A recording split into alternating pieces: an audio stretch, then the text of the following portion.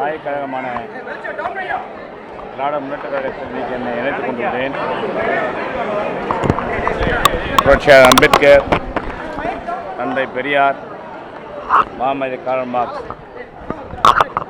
அவர்கள் வகுத்திருந்த கொள்கையின் அடிப்படையில் அந்த கொள்கை அரசியல் என்னுடைய அரசியல் பயணம் தொடரும் என்று நான் ஏற்கனவே அறிக்கையின் மூலம் தெரிவித்திருந்தேன். இப்பொழுதும் அதே அரசியலை நான் முன்னெடுப்பேன் என்று சொல்லி அந்த அரசியல் பாதையில் என்னுடைய அரசியல் வாழ்க்கை தொடரும் என்று தெரிவித்துக்கிறேன். அதாவது நான் தேர்தலில் அதாவது வேட்பாளர் அறிவித்ததிலிருந்து தேர்தல் முடிந்ததிலிருந்து வாக்கு எண்ணிக்கை முடிந்தது நான் விடுதலை சிறுத்தை தான் இருந்தேன். நான் அதாவது சீட்டு தரேன்னு சொல்லி நான் கட்சியிலிருந்து வெளியே வரல. அதுக்கப்புறமேல என்ன நடந்ததுன்னு சொல்லி மீடியா எல்லாருக்கும் தெரியும், எனக்கு தெரியும். நானும் ஒரு மீடியா ஒரு ஆள் தான். அதனால் சீட்டுக்காக நான் கட்சி விட்டு வெளியேறல. அதுக்கப்புறமேட்டு நடந்த ஒரு சில அரசியல் நகர்வுகளால் நான் வெளிவரக்கூடிய ஒரு நிர்பந்தத்துக்கு நாளான வெளியே வந்திருக்கேன். யாரோ ஒவ்வொருத்தரும் கிடையாது பேசுகிறேன்.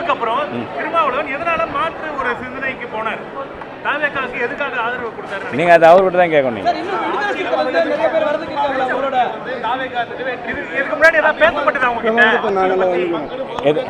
இரு தம்பி, ஒவ்வொருத்தரும் கேட்கணும் தம்பி.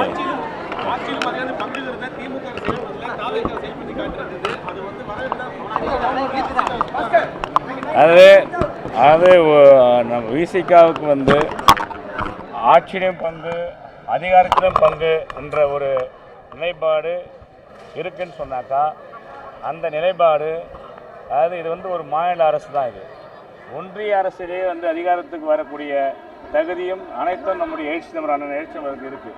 அப்படின்னா கொள்கை மாறாமல் இருக்குன்னா அப்போ ஒன்றிய அரசிலேயே ஒரு மத்திய அமைச்சர் ஆயிருக்கலாமா? அவர்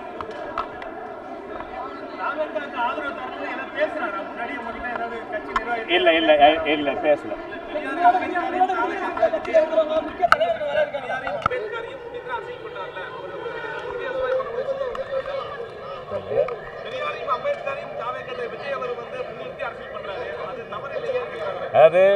அது பேரளவில் தான் பெரியாரையும் அம்பேத்கர் முன்னிறுத்துறான்னு சொல்லி அவர் விஜய் சொல்கிறாரு.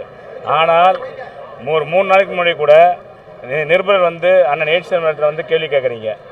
அதாவது உங்களுக்கு இன்னும் விஜய் மேலே சந்தேகம் இருக்கான்னு கேட்டதுக்கு எனக்கு என்ன சந்தேகம் இருக்குன்னு சொல்கிறாரு. பிஜேபி கூட உறவு இருக்குன்னு சந்தேகம் இருக்குன்னு சொல்கிறாரு. 3 நாள் முன்னாடி சொல்லியிருக்காரு.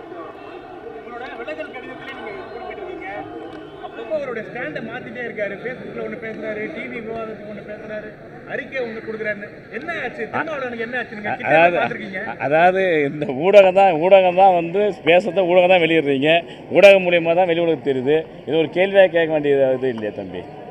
இது அது நமக்கு தெரிஞ்சது தானே. சரி, அடுத்த கேள்வி என்னப்பா?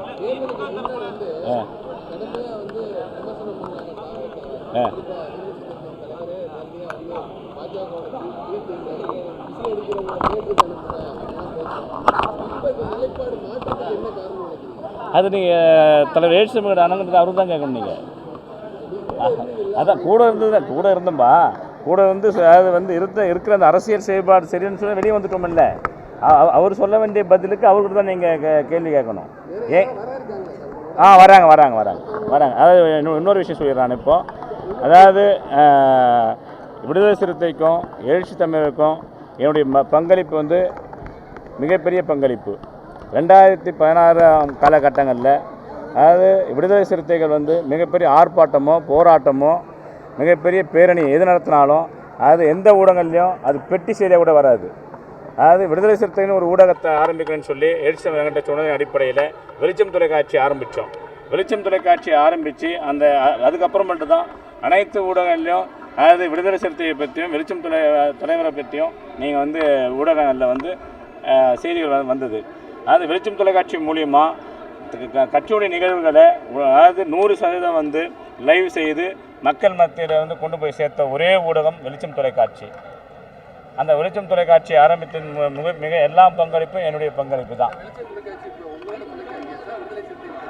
வெளிச்சம் தொலைக்காட்சி அதாவது சேட்டலைட் உரிமைங்கிற கம்பெனி அது முழுக்க முழுக்க என்னுடைய கம்பெனி.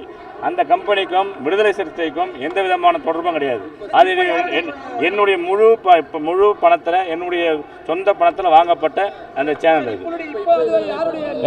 இப்போ நான் வந்து அந்த சேனலை வாங்கும்பொழுது இந்த சேனல் வந்து எழுச்சி தமிழுக்காக நான் வாங்கின சேனல் அப்படி சொல்லியிருக்கேன். அது அப்படி தொடரும். அது பேசும்போது செய்யூர் தொகுதிக்கு நீங்க என்னென்ன பண்ணிருக்கீங்க நீங்களும் சொன்னீங்க. திரு ஸ்டாலின் அவர்களும் சொன்னாரு செய்யூர் தொகுதிக்கு என்னென்னலாம் திட்டம் நிறைவேற்றப்பட்டிருக்கு, நீங்க சட்டப்பேரவையில் எப்படிதான் திட்டங்கள் கேட்டு வாங்கினீங்க, அவ்வளவு சிறப்பாக பண்ணிட்டு உங்களுக்கு ஏன் சார் வாய்ப்பு தரல? அதுதான் சார், வாய்ப்பு தரலன்றது வந்து நீங்கள் யார் எடுக்கிற அவர்கிட்ட தான் கேட்கணும். அது நீங்கள் வந்து அவர் எழுச்சி தமிழ்கிட்ட அவருக்கு ஏன் வாய்ப்பு தரணும் நீங்கள் கேளுங்க.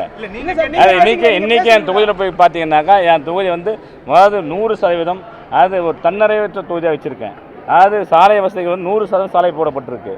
அது இப்போ அதாவது தலைவர் சொன்னதை நீங்கள் கேட்டீங்க. நீங்கள் அவ்வளோ அதாவது இப்போ பார்த்தீங்கன்னாக்கா அது வந்து ஒரு கரைக்கோடி பகுதி. அது ஒரு அரசு கல்லூரி கொண்டு போய் வச்சுருக்கோம். அந்த அரசு கல்லூரிக்கு வந்து இப்போ உடனடியாக இந்த நடப்பாண்டிலே வந்து 270 மாணவர்கள் படிச்சுட்டு இருக்காங்க.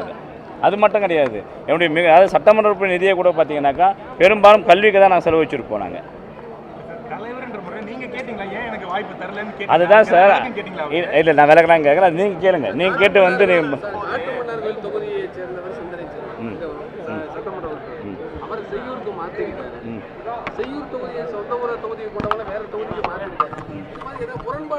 அதுதான் நீங்கள் முரண்பாடுன்னு நீங்கள் சொல்லிட்டீங்கல்ல. இல்லை நிருபர் நீங்கள் கேட்குறது முரண்பாடுன்னு கேட்குறீங்க. நீங்கள் அது முரண்பாடு தானே. அது கேள்வி எப்படி கேட்குறீங்க நீங்கள்? முரண்பாடு தானே. அது முரண்பாடு தான். நன்றி, வணக்கம்ப்பா.